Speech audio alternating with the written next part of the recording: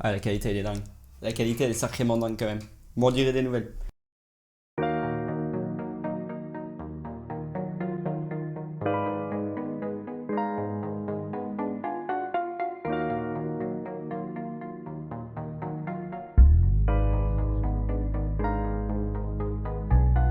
Salut à tous, c'est Starfou. Aujourd'hui, on se retrouve pour une nouvelle vidéo dans laquelle je vais vous présenter deux artistes, dont une en particulier car je vais dessiner à mon style un personnage qu'elle a créé pour son Instagram à travers le challenge Drawing Your Style, tout en abordant ses projets et ses créations. Maintenant, place à l'intro.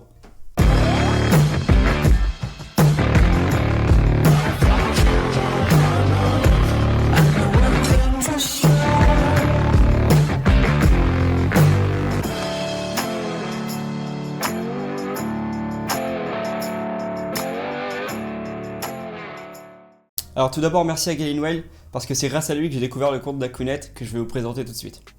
Son nom sera inscrit au milieu de l'écran, je pense. En effet, au tout départ, je voulais partir sur un speed drawing bête et méchant du dessin en lui-même, mais je me suis dit que ça serait plus intéressant de s'attarder sur l'artiste qui est derrière ce dessin. Et l'accueil m'a vraiment étonné, en fait, elle a été hyper réceptive à l'idée, et j'ai pu poser toutes mes questions en plus grand des calmes, donc merci à toi Akunet. Alors tout d'abord, il faut savoir qu'Anaïs, aka Akunet, est élève à Pivot, elle a 19 ans, et elle est en première année de tronc commun, pour un niveau aussi technique et élaboré que le sien. C'est simple, elle touche à tout en passant de la gouache au digital.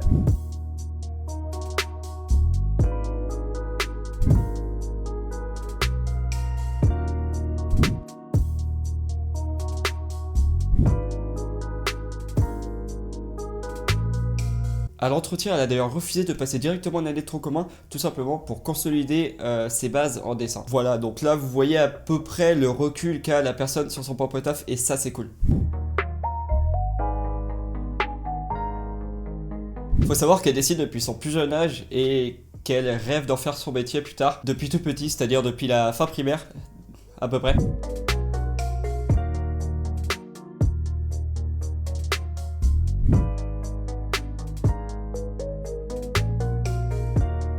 Et elle se projette encore 2 ans dans le cursus illustration à Pivot. De manière générale, les artistes qu'elle suit le plus en ce moment sont principalement Ellie et Viv, les auteurs de Heart of Gold pour leur composition d'images et leurs couleurs.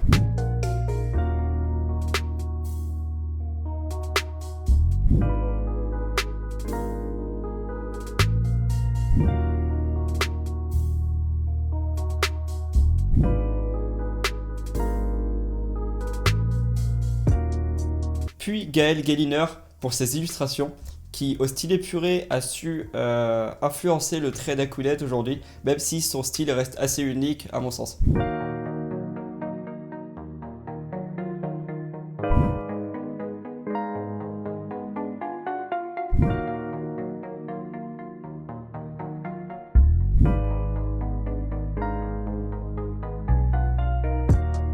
Puis par Elk, qui est une illustratrice exceptionnelle, qui fait des colos de fou malade avec un style mystique et assez rythmé, je trouve.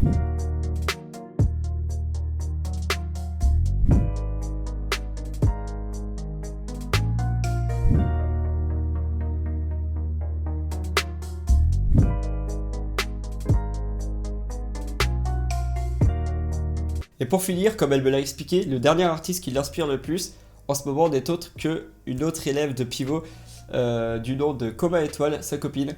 Et d'ailleurs, on le ressent dans leur façon d'aborder le dessin, ce que je trouve hyper intéressant.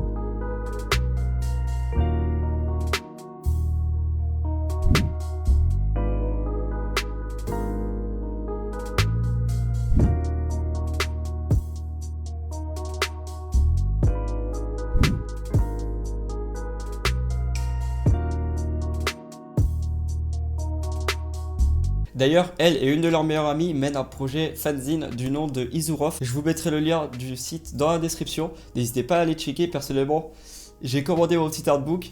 Sur le site, il y a vraiment pas mal de choses. Il y a, il y a le projet déjà fanzine Izurov.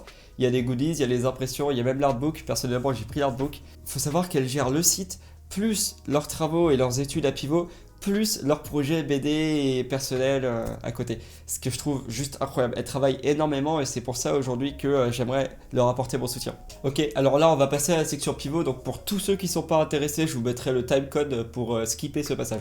tout simplement. Tout d'abord, pour tout ce qui est information sur Pivot, c'est-à-dire pour les formations, les études, les filières, c'est la même chose, putain.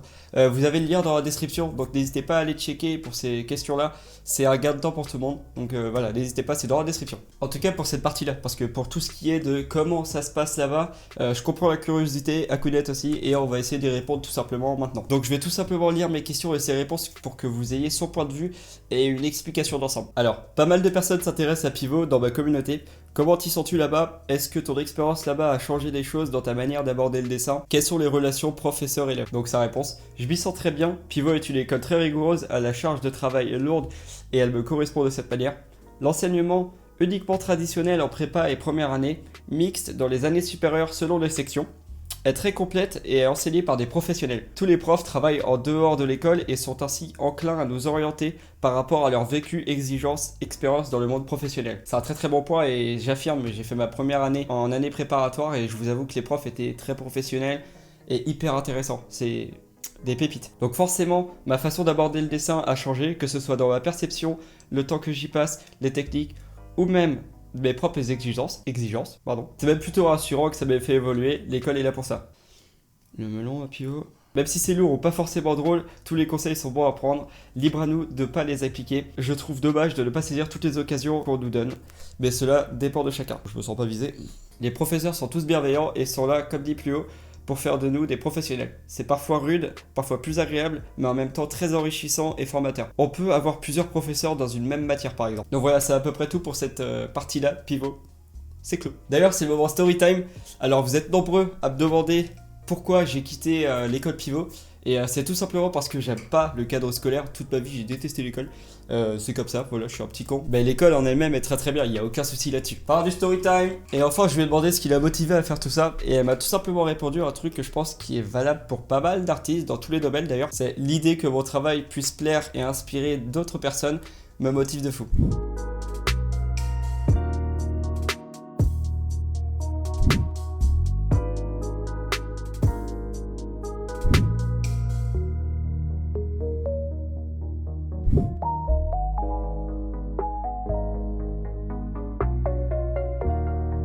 Voilà, maintenant on va passer au dessin en lui-même directement.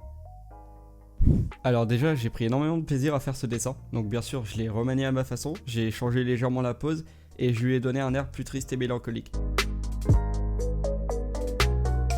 Faut savoir que l'esquisse, donc le brouillon du dessin, s'est fait en un test et j'ai trouvé qu'il marchait très bien directement. Alors j'ai attaqué le premier crayonné pour mettre en forme mon esquisse. Ensuite, j'ai passé un coup de gomme à mi-de-pain pour atténuer les traits et pour passer au second crayonné, plus précis cette fois.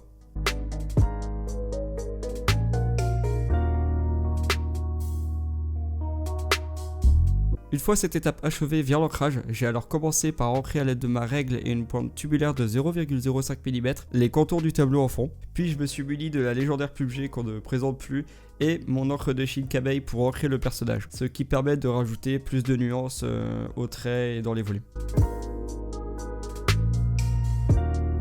Une fois cette étape finie, je passe au remplissage au noir à l'intérieur du tableau, puis à l'ornure de son contour pour ajouter du contraste entre la profondeur du noir et la luxure de la couleur or. Puis vient la dernière étape, c'est-à-dire le lavis. Alors bien sûr, moi mon papier déléteur n'est pas du tout fait pour ça, il est tout lisse et pas assez épais. Donc vous de votre côté, ce que je peux vous conseiller pour cette technique, c'est de prendre un papier aquarelle. Pour cette partie-là, j'ai essayé de faire un jeu de lumière qui vient du basque et donc d'assombrir les contours du personnage qui n'ont pas le contact direct avec la lumière. Je crois que ça fait le job, n'hésitez pas à critiquer à balle surtout. Voilà, le dessin est fini, j'espère que le rendu vous plaît, même si pour certains vous l'avez déjà vu sur ma page Insta hier.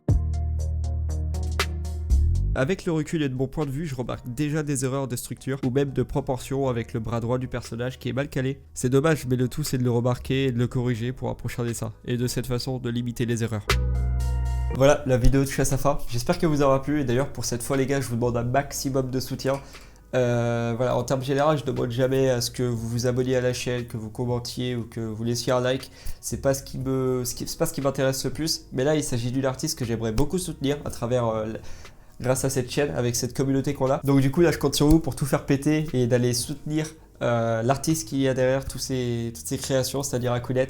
Je vous mettrai le lien de son Insta et de son site dans la description. D'ailleurs, si le format de la vidéo vous intéresse, n'hésitez pas à me le faire part dans les commentaires. Je pense que l'épisode 2 va inévitablement se porter vers Coma Étoile, justement, qui fait du très très bon taf aussi. Merci à toi d'avoir suivi la vidéo, ça fait un putain de plaisir de la tourner, j'espère qu'elle t'aura plu. Et je vais te quitter sur une citation qui nous vient du morceau Lucie de L'Homme Pâle.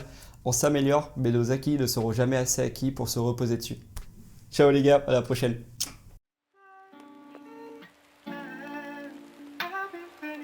No.